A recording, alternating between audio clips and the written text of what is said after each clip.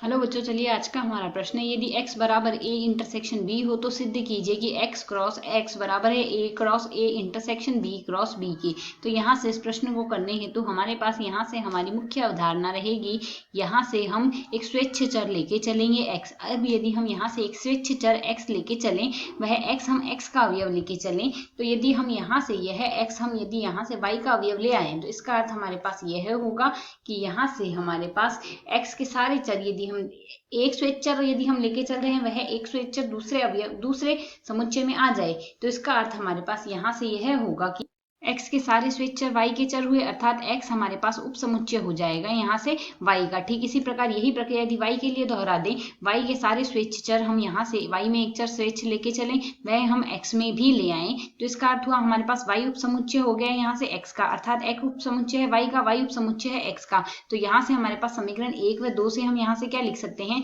x बराबर आएगा हमारे पास y के। तो यही प्रक्रिया हम इसमें दोहराएंगे। इसमें दोहराने के लिए हम यहाँ से x एक अवयव लेके चलते हैं x समुच्चय का। तो यदि x हमारे पास x समुच्चय का अवयव है तो x हमें बराबर क्या दिया गया है, x हमें बराबर दिया गया है a इंटरसेक्शन b के, तो x हमारे पास अवयव हो जाएगा a इंटरसेक्शन b का भी, यह हम यहाँ से लिख सकते हैं। अब यदि x a इंटरसेक्शन b का अवयव है तो x a का भी अवयव है, वह x हमारे पास यहाँ से b का भी अवयव है, हम यहाँ से यह लिख सकते हैं। ठीक इसी प्रकार यदि x a व b दोनों का अवयव है तो x a इंटरसेक्शन b का अवयव होगा, और अगर x a इंटरसेक्शन b का अवयव तो x a का अवयव होगा। दोनों तरफ हम एक साथ ही चला रहे हैं। अब यदि x a का अवयव है तो यहाँ से हम इस रेखा से इस समीकरण से क्या लिख सकते हैं, इसे हम यदि आगे सरल करें हम लिख सकते हैं x a का भी अवयव है और x a का भी अवयव है। यही तो आ रहा है हमारे पास यहाँ से, वह हमारे पास यहाँ से x a का भी अवयव है, x b का अवयव दिया गया है, वह x b का अवयव, x दोनों में b और a दोनों का अवयव है, अर्थात यहाँ से हम लिख सकते हैं x x यदि हम लिखते हैं तो यह हमारे पास किसके अवयव आएंगे, a क्रॉस a के आ जाएंगे। ठीक इसी प्रकार x